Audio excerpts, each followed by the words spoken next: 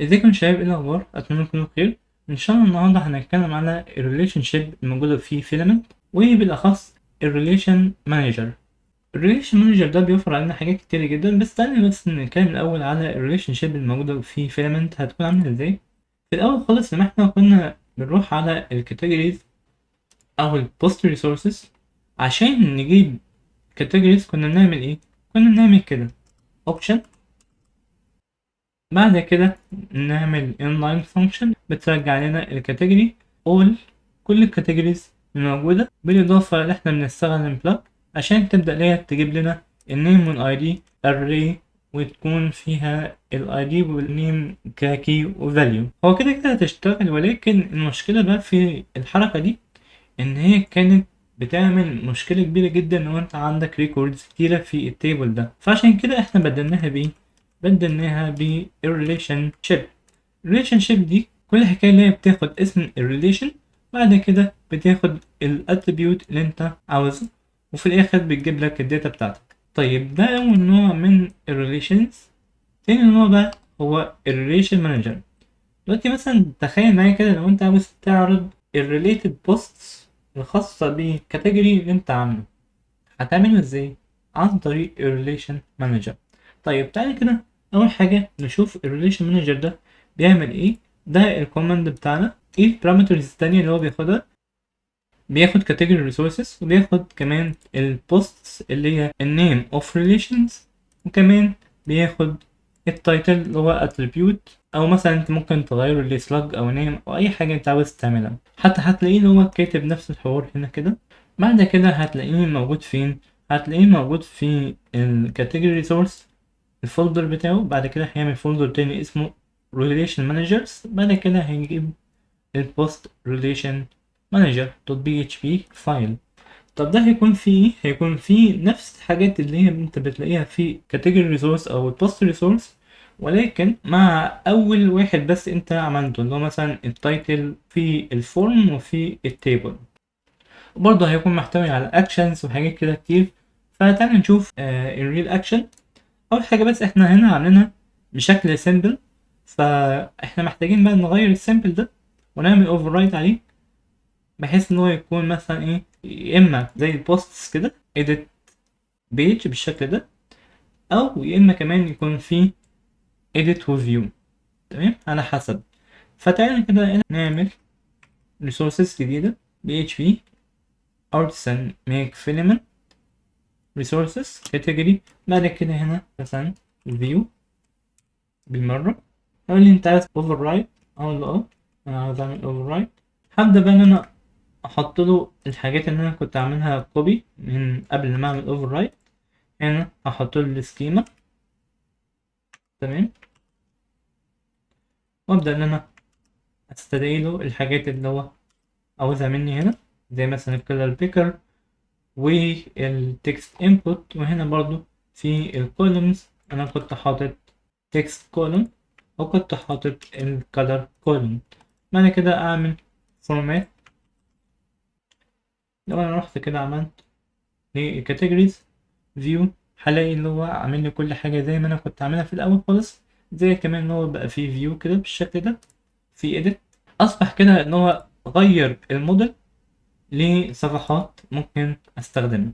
طيب تعالى بقى احنا نعمل relation manager عن طريق ان احنا ناخد الكوماند ده كده كوبي. بس قبل ما نعمله لازم نروح على الموديل، نروح على الكاتيجوري، وهنا نحط اسم الريليشن اللي احنا هنستخدمه، واللي هتكون ايه؟ public function posts. وطبعا كل category has many of posts. بعد كده نبدأ بقى ان احنا نقول له PHP artisan make filament relation manager. بعد كده category resources اللي هو already عندنا، والposts اللي هو already احنا لسه عاملينها من شوية، وأي حاجة هنا مثلا title flag. حتى لو انت عايز تحط sub name هنا حطها، ولكن الأفضل ان انت تحط title. ليه؟ هتشوف دلوقتي حالا. هو هنا بيقولك اللي هو خلاص عملها، هتلاقيها في resources category resources relation manager. بعد كده post relation manager. بيقولك هنا ان انت متنساش ان انت تعمل register ال relation manager ده في category resources في الستاتيك فانكشن اللي اسمها ايه get relations. طيب اول حاجه هنروح على الكاتيجوري resources relation manager post relation manager .php. هتلاقي ان هو فيه كل حاجه تقريبا، وكانك عملت post resources ولكن هنا مفيش غير بس text input واحد بس، وهنا text column واحد بس. طيب اللي يفرق بس شويه كمان في ان هو بيقول لك هنا protected static string الريليشن شيب، هنا حاطط الاسم بتاعها اللي هو بوست. حتى لو انت ما كانش عندك الريليشن شيب دي ممكن تروح تعملها، او لو انت غيرت اسمها في الكاتيجوري انت ممكن تروح تغير اسمها هنا. يعني مثلا انا رحت هنا قلت له ان انا عاوز اعمل بلوجز مش بوستس، عادي جدا انا ممكن اخد البلوجز دي احطها هنا برضه. انا هنا هشيل الماكس لينس دي لان هي ممكن تعمل لي مشكله في الداتابيز، وبعدين انا ممكن كمان اشيل الفورم الحاجات دي كلها، ممكن انسخ حبه حاجات من البوست ريسورسز واحطها هنا. طب ما تيجي كده نعمل ريفرش كده للكاتيجوريز ونشوف ايه اللي هيحصل. وانا كده رحت على فيو هلاقي ان هو لسه ما فيش حاجه حصلت. نعمل ريجستر زي ما هو قال لنا، هنروح على public static function اللي هي get relation. بعد كده اللي احنا نقول له ايه، عاوزين نضيف الريليشن مانجر بوست ريليشن مانجر كلاس، واحنا كده عملنا له ريجستر. تعالى كده نعمل ريفرش. المفروض بقى في الفيو كاتيجوري هنلاقي ان هو البوست وعندنا التايتل والبوست اللي هو تابع للكاتيجوري ده. حتى لو انا رحت مثلا على كاتيجوري تاني هلاقي برضو البوست اللي هو تابع للكاتيجوري التاني. تمام، يبقى معنى كده ان انا كل ما ادخل على كاتيجوري الاقي الكاتيجوري الخاص بيا. حتى بقى لو انا دخلت على edit ان انا كمان قادر ان انا اتحكم في البوستس ذات نفسها، مش بس قادر ان انا اشوفها، لا ده انا قادر مثلا ان انا اعمل نيو بوست. ولكن هنا مفيش طبعا غير create بوست عن طريق التايتل بس. وانا ممكن اشيل البوست اللي انا كنت عامله للكاتيجوري ده او اعدل في البوست، بس طبعا مش هقدر اعدل غير للتايتل ده بس. طيب تعالوا كده بقى ان احنا نظبط البوست من حيث الفورم ومن حيث كمان تيبل. هنعمل ايه، هنروح كده على البوست ريسورسز وهناخد من اول السكيما ونروح نحطها فين، في البوست ريليشن مانجر، ونحط السكيما هنا. طبعا هيبقى في حبة حاجات المفروض ان احنا نستدعيها زي section groups select حاجات زي كده، tags input file upload، واخر حاجة كانت التوجل. لو انا كده عملت refresh وعملت new post هتلاقي دلوقتي ان انا قادر ان انا اشوف نفس اللاي اوت ونفس كل حاجة اللي هي كانت موجودة في البوست، واعمل كريت كامل للبوست بناء على الكاتيجوري اللي انا فيه. وطبعا انا مش شرط ان انا اخد بقى الكاتيجوري ده، يعني انا ممكن اصلا اشيل الكاتيجوري ده خالص او السلكشن ده خالص، بحيث ان انا اصلا لما باجي اعمل edit لكاتيجوري واعمل نيو بوست عن طريق الصفحة اللي انا فيها دلوقتي حاليا، هو تلقائيا اللي بيحصل فيلمنت بتدي الاي دي بتاع الكاتيجوري للبوست اللي انت بتنشئه، فهو انت مش محتاج للسلكت دي تاني. خلينا نعمل عليها كومنت وتعالى كده نعمل ريفرش.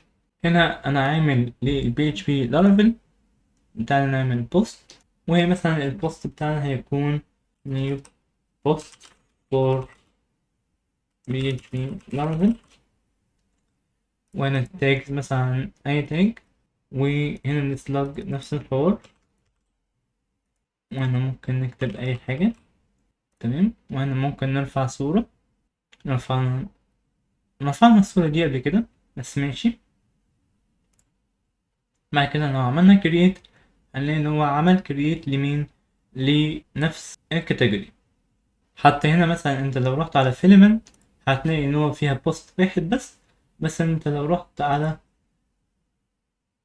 PHP Laravel هتلاقي فيه 2 بوستس. وطبعا انت هنا في الفيو read only بس، اما لو رحت بقى على الايديت فانت تقدر ان انت تتحكم في الكاتيجوري والبوستس التابعة للكاتيجوري ذات نفسه. تمام.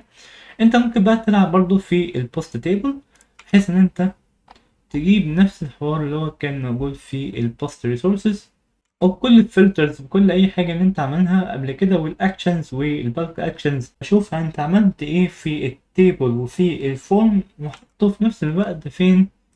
في البوست ريليشن مانجر. زي مثلا الكولومز انا خدتها كلها مره واحده، طبعا انا محتاج بس اضيف الايمج كولوم، ومحتاج ان انا اضيف التوجل كولوم. تعالى نعمل سيف